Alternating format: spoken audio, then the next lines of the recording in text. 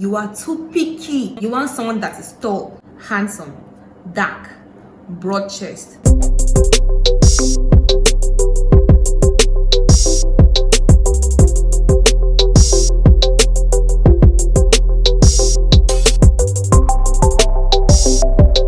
Hey guys, welcome back to my YouTube channel. If you are new here, my name is Reetahh and this is Tea Spill with Reetahh, where I talk about things concerning health, lifestyle and Christianity. New videos drop Wednesdays and Sundays of every week, so if this is the kind of content you would like to keep up with, then click on that subscribe button and join the family.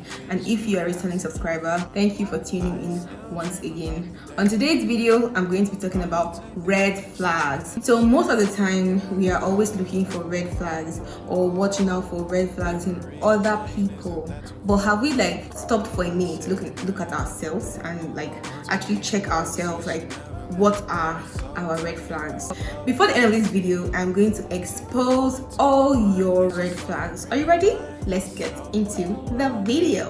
Now, communication is a big deal when it comes to relationships. If you're the person that is bad at communication, you can't text, you can't call, you can't check in, don't just sit back and say this is the way I am. No, you're going to kill that relationship. Even though every other thing is working out fine, that small thing, that's what actually kills relationships. Small things that we overlook. You can't stay the whole day, 24 hours, and not reach out to the person you're with and then you say, yeah, cool, that's the way I am. So you're bad at listening.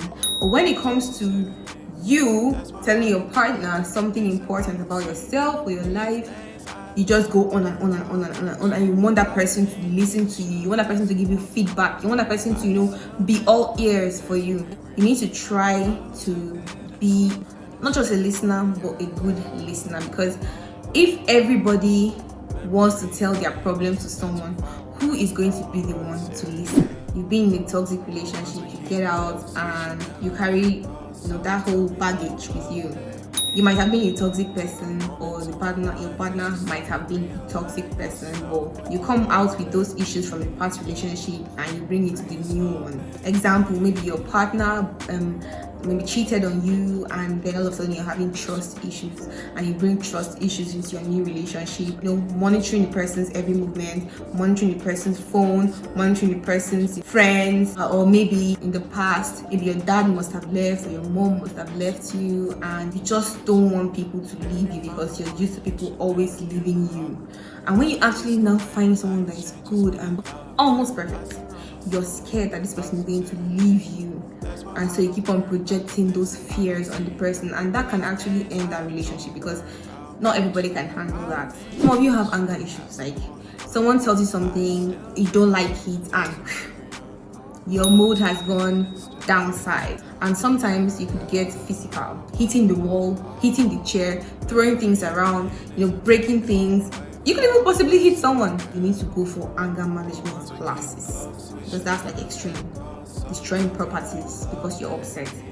Why? Some of you find it hard to take correction. You do something bad or something your partner doesn't like, and the person tells it to you, and you don't even want to listen.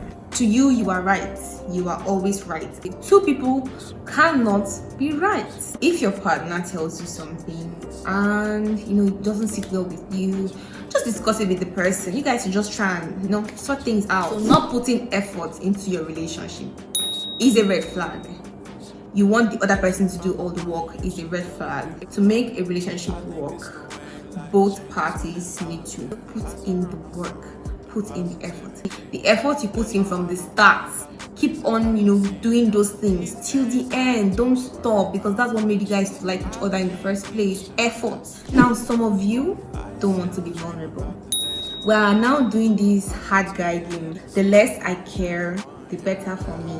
I think in a relationship you need to be vulnerable.